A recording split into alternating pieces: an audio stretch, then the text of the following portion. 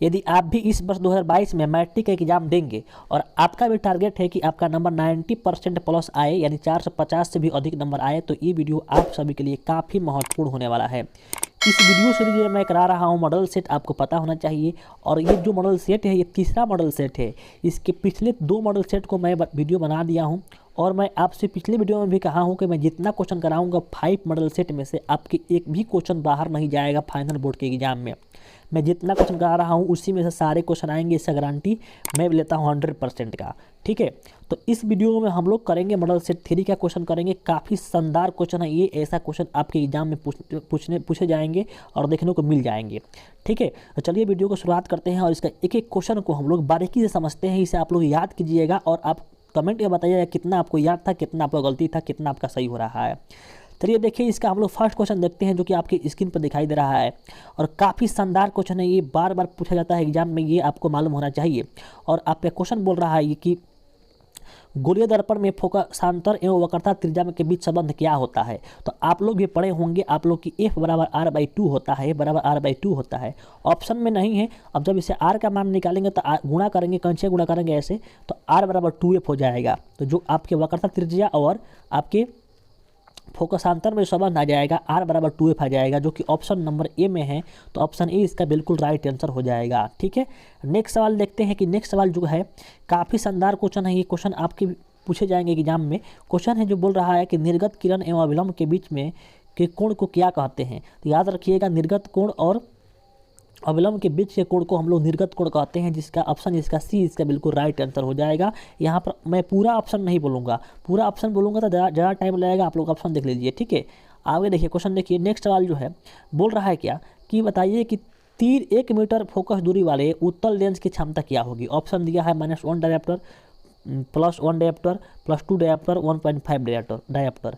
पहले आप देखिए क्षमता जो कह रहा है, तो क्षमता किस प्रकार परिभाषित है। आप लोग भी जानते हैं कि जो क्षमता होता है फोकस दूरी के व्युत्क्रम होता है, यानी जो P होता है, पावर होता है, वो फोकस से क्या होता है, उल्टा होता है। और आप लोग ये भी याद रखना है कि उत्तल लेंस का कभी भी क्षमता जो होता है नेगेटिव नहीं होगा, क्योंकि उत्तल लेंस का फोकस दूरी क्या होता है, पॉजिटिव होता है।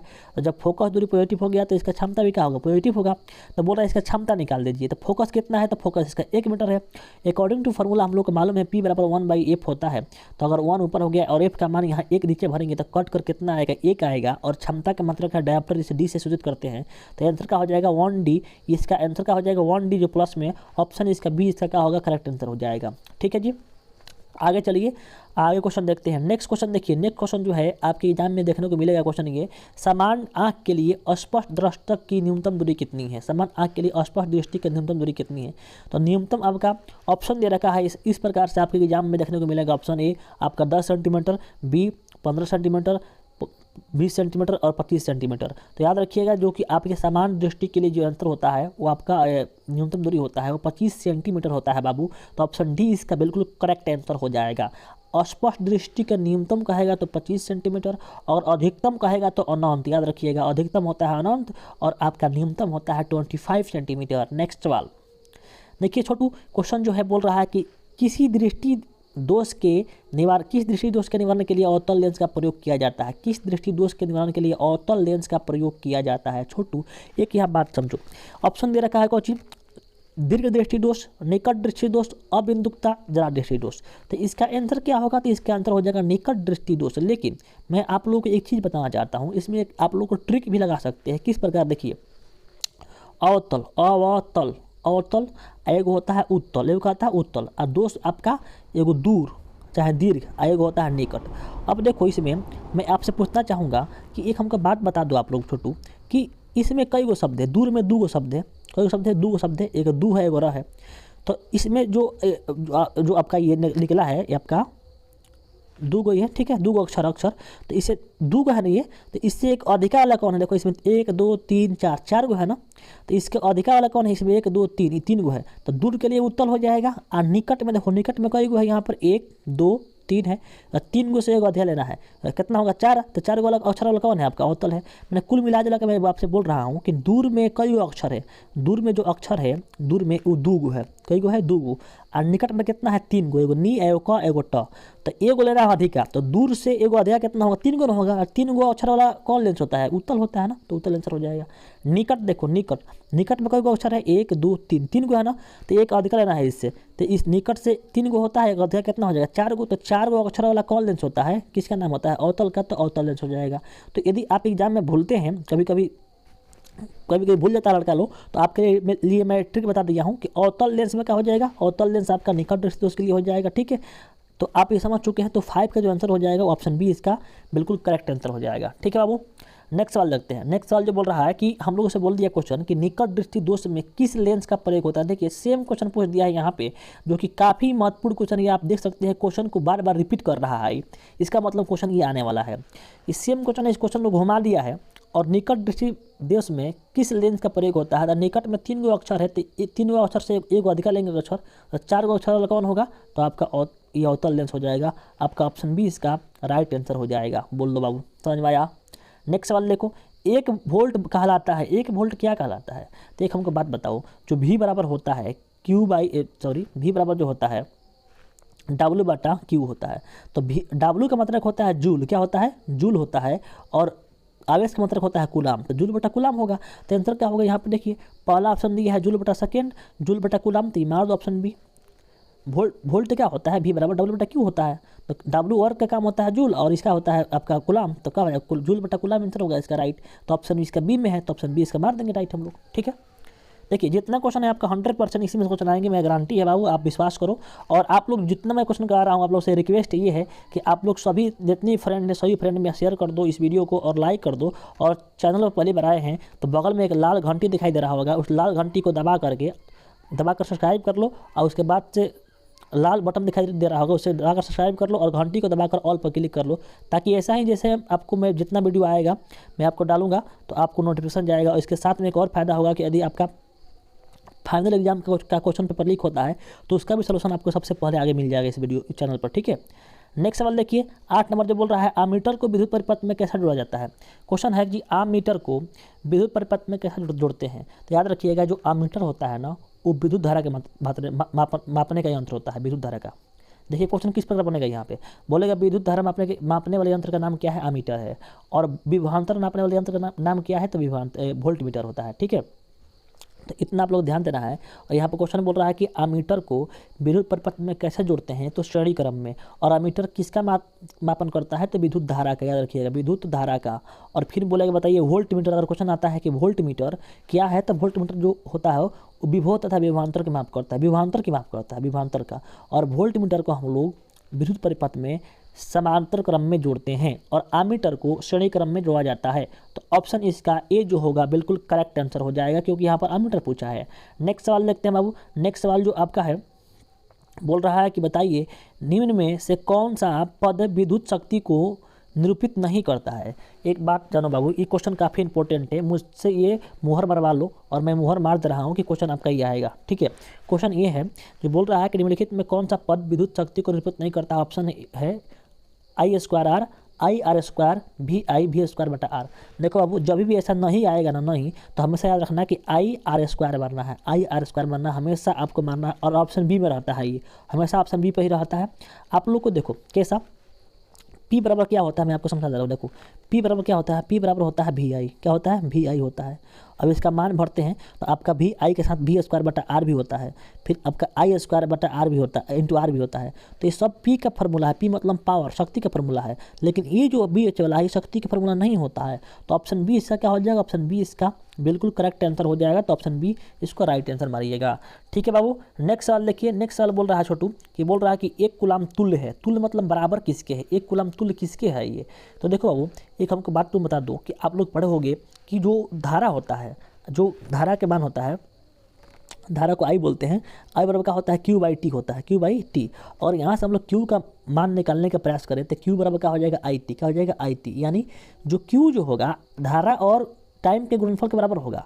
धारा का मात्रक होता है एम्पियर और टाइम का मात्रक होता है सेकेंड। तो जो Q जो होगा, Q का जो तुल्य होगा किसके तुल्य होगा, तो धारा के मात्रक यानी एम्पियर और समय का मात्रक यानी सेकेंड के गुणनफल के बराबर होगा। तो ऑप्शन देखेंगे हम लोग, ऑप्शन कहाँ पर है, यहाँ पे है जूल गुणे एम्पियर, यहाँ एम्पियर गुणे सेकेंड, यहीं पे होगा आंसर, क्योंकि क्यू बराबर क्या होता है आई टी, क्यू बराबर आई टी यानी धारा गुणे समय, धारा का मात्रक एम्पियर और टी का मात्रक सेकेंड। तो इसका ऑप्शन क्या हो जाएगा, इसका ऑप्शन हो जाएगा आपका ऑप्शन बी, इसका राइट आंसर हो जाएगा। नेक्स्ट सवाल लगते हैं छोटू, बोल रहा है कि किलोवाट घंटा मात्रक है, किसका मात्रक है, विद्युत शक्ति, विद्युत ऊर्जा, धारा, इनमें से कोई नहीं, याद रखो किलोवाट घंटा, किलोवाट घंटा जो होगा वो आपके हमेशा क्या होता है, विद्युत ऊर्जा के मात्रक होता है। आपका ऑप्शन बी इसका राइट आंसर हो जाएगा आप लोग को, तो ये आपको याद कर लेना है। नेक्स्ट सवाल देखिए, काफ़ी इंपॉर्टेंट सवाल है जो कि आपके एग्जाम में पूछे जाते हैं बार बार। बोल रहा है कि एक विद्युत यूनिट बराबर होता है, एक विद्युत यूनिट जो होता है किसके बराबर होता है, इसका ऑप्शन बताइए क्या होगा। तो इसका हो जाएगा आपका किलोवाट घंटा के, 1 किलोवाट घंटा के बराबर होता है, ऑप्शन बी इसका करेक्ट आंसर हो जाएगा। नेक्स्ट सवाल देखिए, नेक्स्ट सवाल बोल रहा है कि जीवाश्म ईंधन का उदाहरण है, जीवाश्म ईंधन का उदाहरण कौन है, कोयला है, लकड़ी है, गोबर गैस है, ये सभी है, कौन होगा छोटू। देखो कोयला जो होता है जीवाश्म ईंधन होता है, क्योंकि कोयला जो निकलता है वो जीवाश्म से निकलता है, ठीक है। तो ऑप्शन ए इसका बिल्कुल राइट आंसर हो जाएगा, ठीक है छोटू। नेक्स्ट सवाल देखते हैं, नेक्स्ट सवाल बोल रहा है कि बताइए गोबर गैस एक प्रकार की क्या है। तो गोबर गैस क्या है, प्राकृतिक गैस है कि बायोगैस है कि लकड़ी है कि चूल्हा है। तो बायोगैस, बच्चा जानता है कि बायोगैस है ये, तो ऑप्शन बी इसका राइट आंसर हो जाएगा, इसको आपको भूलना नहीं है। नेक्स्ट सवाल देखिए, उसी प्रकार पूछा है क्वेश्चन, ये 15 नंबर बोल रहा है कि बायोगैस का उत्पादक है गोबर है, सिंपल सी बात है, गोबर है। देख लो क्वेश्चन किस प्रकार घुमा रहा है, किस तरह का क्वेश्चन घुमा दे, देखो 14 और 15 क्वेश्चन जो है सेम ही क्वेश्चन है, केवल क्वेश्चन को घुमा दिया है। आपके सामने जो इस क्वेश्चन को प्रेजेंट करेगा एग्जाम में, तो क्वेश्चन को वही होगा जो आप पढ़े होंगे, लेकिन प्रेजेंट ऐसे कर देगा कि आप लोग को लगेगा कि हम नहीं पढ़े हैं, घुमा देगा क्वेश्चन को। तो आप लोग को सारे क्वेश्चन पर कमांड कर कीजिए, और जितना मैं आपको 5 सेट कराऊँ तो 5 सेट को आप लोग अच्छे से तैयारी कीजिए, ठीक है। नेक्स्ट सवाल देखिए छोटू, बोल रहा है कि निम्न में से कौन सा उत्पाद लेड नाइट्रेट को गर्म करने पर प्राप्त होता है। लेड नाइट्रेट को गर्म करने पर क्या आता है, तो लेड नाइट्रेट को छोटू जब गर्म किया जाता है तो उसमें से N2O नाइट्रिक ऑक्साइड और ऑक्साइड बनता है, यानी ऑप्शन डी इसका बिल्कुल करेक्ट आंसर हो जाएगा, ठीक है छोटू। नेक्स्ट सवाल देखते हैं, बोल रहा है निम्न में से कौन सही है, कौन इसमें सही है बता रहा है कि N2CO3 5H2O N2CO3 10H2, अब यही सही होगा आपका, बिकॉज क्योंकि फार्मूला होता है आपका धावन सोडा का, धोने वाला सोडा का सर्व का फार्मूला होता है Na2CO3 10H2 होता है। अब इसका नाम जो होता है, इसका नाम होता है रासायनिक नाम, इसे बोलते हैं sodium carbonate decahydrate, sodium carbonate decahydrate बोलते हैं इसे। तो इसका आंसर क्या हो जाएगा, ऑप्शन बी इसका राइट आंसर हो जाएगा। नेक्स्ट सवाल देखिए, बोल रहा है कि लोहे से लिंक लिख दिया है, ससुराई गलती छप दिया है, जिंक होना चाहिए। लोहे पर जिंक को लेपित करने की प्रक्रिया को क्या कहते हैं, संक्षारण, गैल्वेनीकरण, पानी चढ़ाना, विद्युत अपघटन। याद कर लो बाबू, ये क्वेश्चन आपके एग्जाम में छपेगा, ऑप्शन बी इसका राइट आंसर हो जाएगा, गैल्वेनीकरण, ठीक है। नेक्स्ट सवाल देखते हैं छोटू, नेक्स्ट सवाल जो बोल रहा है निम्न में से कौन गंधीय सूचक है, गंधीय सूचक कौन होता है, तो इसका ऑप्शन सी हो जाएगा, शकरकंद जो होता है गंधीय सूचक होता है। ये आपके क्वेश्चन 19 नंबर पिछले एग्जाम में पूछा गया क्वेश्चन है, ठीक है। नेक्स्ट सवाल देखिए, बोल रहा है निम्नलिखित में द्विक्षारीय अम्ल कौन है, द्विक्षारीय अम्ल पता करना है, द्विक्षारीय अम्ल कौन है छोटू। तो इसका होता है आपके H2SO4 यानी सोडियम सल्फेट, हाइड्रोजन सल्फेट, इसको हम लोग बोलते हैं सल्फ्यूरिक अम्ल। ऑप्शन डी इसका राइट आंसर हो जाएगा मेरे प्यारे मेरे छोटू। देखो यहाँ पे बोल रहा है पोटास एलम क्या होता है, पोटास एलम याद रखिएगा छोटू, हमेशा याद रखिएगा, पोटास एलम आपको पढ़ना 11th में है, लेकिन यहाँ पर क्वेश्चन पूछा है पोटास एलम क्या है, तो एक दिक लवण होता है छोटू, ये क्या होता है आपका दिक लवण होता है, ऑप्शन डी इसका राइट आंसर हो जाएगा। नेक्स्ट सवाल देखते हैं छोटू, बोल रहा है कि निम्नलिखित में से प्रबल लवण कौन है, प्रबल मतलब कि मजबूत, स्ट्रॉन्ग साल्ट कौन है। तो जो NaCl होता है ना, NaCl वो स्ट्रॉन्ग होता है, इसमें क्या होता है स्ट्रॉन्ग होता है, याद रखिएगा, ऑप्शन ए इसका राइट आंसर हो जाएगा। नेक्स्ट सवाल है कि निम्नलिखित में से आप लोग को थोड़ा साफ कम दिखाई दे रहा होगा, लेकिन मैं आप जो बोल रहा हूँ उससे आप लोग सुनिए, यहाँ पर जो ये बना है थोड़ा इस पर साफ कम है, इस पर जो लिखा है जो छपा है उसमें थोड़ा कम ही एथी से छपा है, ठीक है। निम्नलिखित में कौन एक से अधिक अम्लीय लवण बनाएगा, एक से अधिक अम्लीय लवण कौन बनाएगा, तो इसका आंसर याद कर लो बाबू, ये अभी आपके एग्जाम में आ सकता है, H3PO4 इसका राइट आंसर हो जाएगा, ऑप्शन बी इसका राइट आंसर हो जाएगा। नेक्स्ट सवाल देखते हैं छोटू, बोल रहा है कि 1 बिलियन किसी नीले लिटमस पत्र को लाल कर देता है। देखिए नीले लिटमस पत्र को लाल कर देता है तो पीएच मान क्या होगा। एक हमको बात बताओ मेरे प्यारे कि नीले को लाल किया है इसका मतलब कि वो अम्ल होगा, नीले को लाल किया इसका मतलब कि अम्ल होगा, और अम्ल का पीएच मान क्या होता है 7 से कम। तो ऑप्शन देखो यहाँ पर कहाँ 7 से कम, मिल गया ऑप्शन इसका डी इसका राइट आंसर हो जाएगा। नेक्स्ट सवाल देखो अब, नेक्स्ट सवाल बोल रहा है कि एथेन का आणविक सूत्र C2H6 है, इनमें सहसंयोजी बंधन कितना है। एक हमको बात बताओ छोटू, इसमें कार्बन कई को दिखाई दे रहा है 2 गो, तो हम लोग कार्बन 2 को खींच देंगे ऐसा। और एक कार्बन के पास हाथ पर कितना होता है, एक कार्बन के पास हाथ पर होता है 4 गो, इधर भी 1 2 3 4 1 2 3। तो एक हमको बात बताओ, इसमें कई गो इसके बाद बना, यहाँ पर कई गो बना बताओ। यहाँ पर 1 2 3 4 5 6 7 हुआ ना, और यहाँ पर देखो तो कई हो गया, इसे 7 को आंसर होना चाहिए इसका। तो इसका आप ऑप्शन क्या होगा, इसका ऑप्शन इसका हो जाएगा आपका ऑप्शन बी, इसका राइट आंसर होना चाहिए 25 का ऑप्शन बी है। यहाँ पर सी मारा गया है, गलती मारा गया है, यहाँ पर याद रखिए, यहाँ पर ऑप्शन इसका सी इसका राइट आंसर हो जाएगा। ठीक है छोटू, नेक्स्ट सवाल देखिए, सबसे कठोर तत्व कौन है। सबसे कठोर सबसे हार्ड जो तत्व होता है, एलिमेंट कौन होता है। पत्थर होता है, हीरा होता है, कार्बन होता है, ऑक्सीजन होता है। तो ये पूरा बच्चा पूरा दुनिया को पता है कि हीरा होगा, हीरा होगा, ऑप्शन इसका बी इसका राइट आंसर हो जाएगा।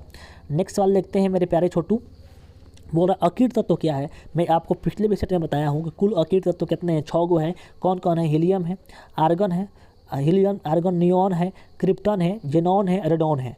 ठीक है, तो आप लोग इसे याद रखिएगा, क्योंकि अकीट गैस से एक क्वेश्चन आपके एग्जाम में जरूर रहेंगे। तो हीलियम इसका क्या होगा, बिल्कुल राइट आंसर हो जाएगा। ठीक है, हीलियम अकीट तत्व को शून्य वर्ग तत्व भी कहा जाता है, आपको याद रहना चाहिए। ठीक है, नेक्स्ट सवाल बोल रहा है कि यहाँ पर आप छपा नहीं है, यहाँ पर मैं आप बोल दे रहा हूँ, आप लोग समझदार हो समझ जाओगे। मीथेन में कितने सहसंयोजी बंधक है। मीथेन क्या होता है, CH4 छोटू, एगो सी है, 4 गो बॉन्ड बनाएगा, 4 गो बॉन्ड बनाएगा, कार्बन के पास 4 गो होता है हाथ पैर, तो 1 2 3 4, 4 बार ऑप्शन इसका बी का होगा, राइट आंसर हो जाएगा, ऑप्शन बी इसका राइट आंसर हो जाएगा। नेक्स्ट सवाल बोल रहा है कि आधुनिक आवर्त सारणी में तत्वों के वर्गीकरण का आधार किया है।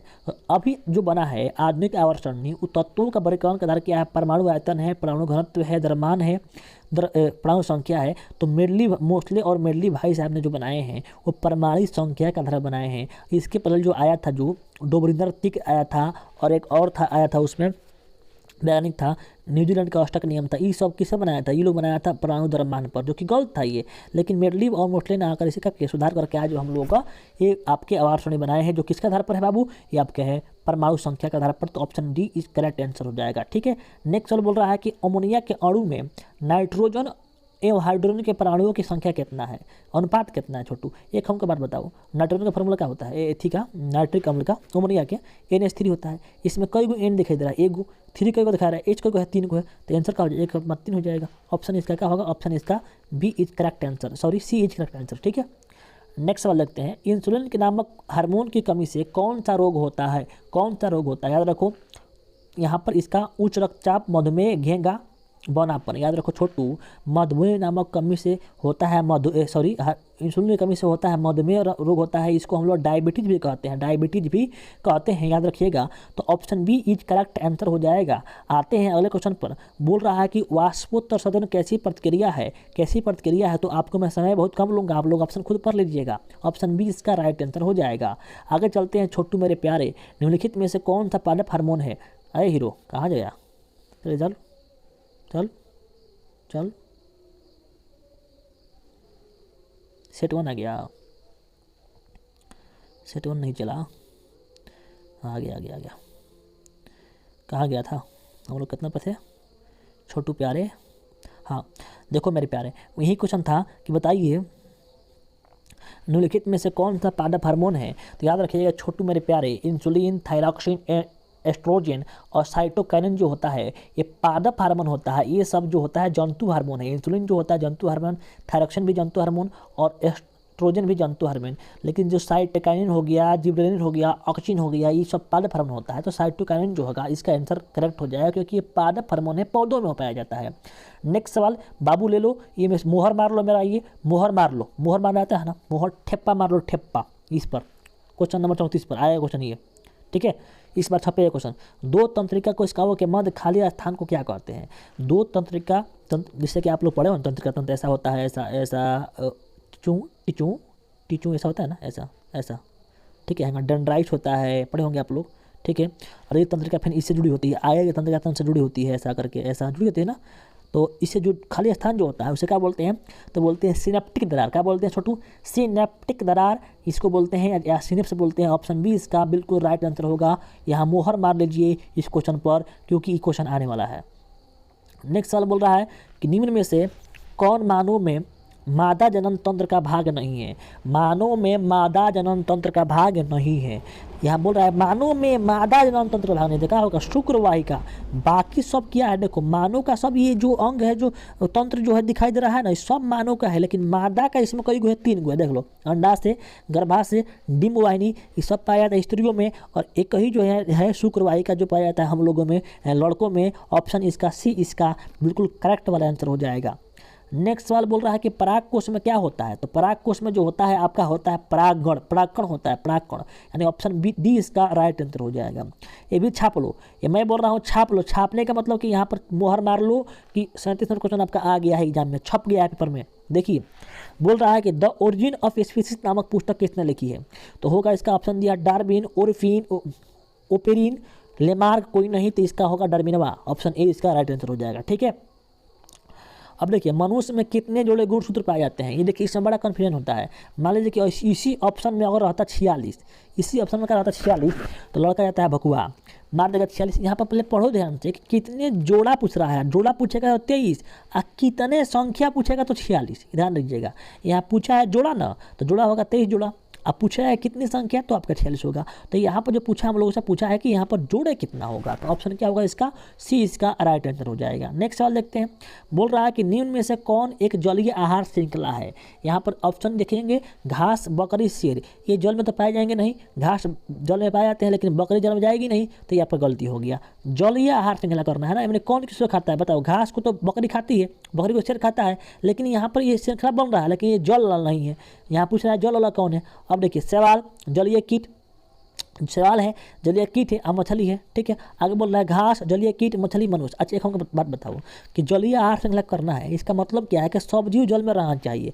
और देखिए घास, मछली, मनुष्य, ये गलती होगा, क्यों, घास को मछली खाती है और मछली को मनुष्य खाता है, लेकिन ये जलीय नहीं हो गया ना, जलीय, क्योंकि मनुष्य आपका दोनों स्थल पर रहता है, अथी पर भी रहता है, स्थल भी रहता है, जल में भी रहता है, तो गलती हो गया। यहाँ पर आपका ये ऑप्शन बी इसका राइट आंसर होगा, क्यों कि सवाल भी जल में, जलीय कीट भी जल में और मछली भी जल में, ये तीनों जल में होंगे, तो इसका ऑप्शन क्या होगा, ऑप्शन बी इसका राइट आंसर हो जाएगा। ठीक है, चलिए आगे देखते हैं क्वेश्चन क्या है। देखिए छोटू क्वेश्चन जो है 40 नंबर बोल रहा है क्वेश्चन कि निम्नलिखित में से किसे आप उपभोक्ता के श्रेणी में रखेंगे, हरे पौधे, नीलहरित शैवाल, जंगली जानवर, फूल और पत्ते। तो 40 के आंसर क्या हो जाएगा, तो 40 का ऑप्शन होगा जंगली जानवर की उपभोक्ता श्रेणी में रखेगा, क्योंकि खाने वाला सागरी है ये, क्योंकि सब तो यहाँ पर इसको सबको खाएगा नहीं जंगली जानवर, इसलिए क्या होगा ये उपभोक्ता में हो जाएगा। ठीक है, और उत्पादक पूछता, अगर उत्पादक तो कौन होते हैं, हरे पौधे होते हैं। ठीक है, आगे देखिए क्वेश्चन आपका आ गया है कि समान नेत्र के लिए दूरबिंदु कितना है। इसी में आप लोग को हम कराए थे शुरू में क्वेश्चन जो कराए थे वो था क्या, निकट बिंदु, ये पूछा है दूरबिंदु, और दूरबिंदु क्या होता है, अनंत होता है, ऑप्शन डी इसका राइट आंसर हो जाएगा। बोल रहा है कौन सी गैस वैश्विक ऊष्मरण के लिए उत्तरदायी है, मतलब वैश्विक जो ऊष्मा बढ़ रहा है उसके लिए उत्तरदायी कौन है, तो आपका CO2 होता है, कार्बन डाइऑक्साइड, O2, CO2 होगा, ऑप्शन ए इसका राइट आंसर हो जाएगा। नेक्स्ट सवाल देखते हैं, कौन सा अजैव निम्नकरणीय कचरा है, तो आपका केले के छिलका क्या होता है, अजैव निम्नकरणीय कचरा होता है, ऑप्शन बी इसका राइट आंसर हो जाएगा। देखो अब जो भी मैं आपको बता रहा हूँ, मैं आपसे रिक्वेस्ट कर रहा हूँ कि वीडियो को लाइक कर दीजिएगा, और चैनल पहले पर आए हैं चैनल को सब्सक्राइब करके बेल आइकन दबा दीजिएगा, ताकि ऐसा ही आप लोग को मैं सपोर्ट करता रहूँ। और आप लोग को रोज़ मैं वीडियो अपलोड कर रहा हूँ, आप लोग हर एक सब्जेक्ट का, अगर इसका आप लोग का इसका ये तीसरा सेट है, चौथा सेट चाहिए उसका भी कमेंट कीजिएगा, और आपके SST, संस्कृत, इंग्लिश जितना सबका चाहिए उसका कमेंट कीजिएगा, कमेंट बॉक्स में कमेंट कीजिए। बहुत से सारे ऐसे स्टूडेंट होते हैं केवल देखते हैं लेकिन कमेंट नहीं करते, कुछ भी कमेंट कीजिए लेकिन कमेंट आपको करना है। ठीक है, नेक्स्ट सवाल देखिए, बोल रहा है निम्न में से किस लेंस की फोकस दूरी धनात्मक होती है। मैं अभी बताया कि फोकस दूरी क्या होती है, उत्तल लेंस की फोकस दूरी क्या होता है, धनात्मक होता है, अवतल लेंस से क्या होता है, ऋणात्मक होता है, तो ऑप्शन इसका भी इसका राइट आंसर हो जाएगा। आप सभी से गुजारिश है कि सभी दोस्तों में जो शेयर इस वीडियो को जरूर शेयर कर दीजिएगा। आप सभी से गुजारिश है कि जितना आपका व्हाट्सएप ग्रुप है आप लोग को क्या करना है, शेयर करना है तो करना है, तो करना है, बस हम नहीं जानते हैं, अब समझ जाओ तुम लोग, ऐसी बात नहीं है। आपको अच्छा लगा तो शेयर कर सकते हैं, ठीक है बाबू, चलो अच्छा लगा शेयर कर सकते हो, वरना छोड़ सकते हो, कोई दिक्कत नहीं। तो इसका होगा क्या होगा, ऑप्शन बी इसका राइट आंसर हो जाएगा। नेक्स्ट सवाल दिखाओ, समांतर क्रम में संयोजित प्रतिरोधों की संख्या घटने के ऊपर संयोजित प्रतिरोध का कुल प्रतिरोध क्या होता है। अगर प्रतिरोधों की संख्या घटाएंगे छोटू नो तो ये भी घट जाएगा, घटाएंगे तो घट जाएगा, घटाएंगे तो घट जाएगा, कर लो, घटाने पर घटता है, घटाने सॉरी ओ यहाँ पे ऑप्शन क्या दिया है इसका सी। यहाँ समांतर क्रम में संयोजित प्रतिरोधों की संख्या घटाने के ऊपर घटाने के ऊपर संयोजित प्रतिरोधों की कुल प्रतिरोध घटता है। ऑप्शन बी इसका ही लगता है कि बी इसका सही होगा। आप लोग इसे थोड़ा चेक कर लीजिएगा, ठीक है, इसे थोड़ा चेक कर लेंगे 45 का, और इसका आप लोग कमेंट में जवाब दीजिएगा। बी नहीं तो सी होगा, ठीक है, हमको तो लग रहा है कि बी ही होना चाहिए। आगे देखिए, कवक में पोषण की कौन सी विधि पाई जाती है? कवक में पोषण की कौन सी विधि पाई जाती है? तो इसका होगा आंसर आपका मृतजीवी। ऑप्शन इसका ए इसका बिल्कुल राइट आंसर हो जाएगा। नेक्स्ट सवाल देखते हैं छोटू। नेक्स्ट सवाल बोल रहा है कि निम्न में से कौन सा पद विद्युत परिपथ में विद्युत शक्ति को निरूपित नहीं करता है? यहाँ यहाँ करता है पूछ रहा है, करता है पूछ रहा है, ठीक है, तो करता है तो क्या होगा? देखिए पी बराबर क्या होता है आपका? पी बराबर आपको अभी बताया कि वी आई होता है, ठीक है, आई स्क्वायर आर होता है, ठीक है, और फिर क्या होता है आपका? वी स्क्वायर बटा आर होता है। और कौन नहीं होता है? तो आई आर स्क्वायर होता है, आई आर स्क्वायर नहीं होता है, ठीक है। यहाँ पे देखिए बोल रहा है कौन निरूपित करता है, निरूपित कौन करता है? तो पी बराबर क्या होता है आपका? वी आई, और होता है आई स्क्वायर आर। तो आई स्क्वायर देखो यहाँ पर है, यहाँ आपको कम दिखाई दे रहा होगा, आई स्क्वायर आर का होगा, आपको यहाँ पर आंसर सही हो जाएगा। नेक्स्ट सवाल है, बोल रहा है निम्न में से कौन सा अंग संवेदग्राही है? संवेदग्राही है तो कौन अंग होगा आपका आंसर? तो आपका दिमाग जो होता है और सबसे अधिक संवेदग्राही होता है, तो ऑप्शन डी इसका राइट आंसर हो जाएगा, ठीक है। चलिए मिलते हैं नेक्स्ट वीडियो में। जय हिंद, जय भारत।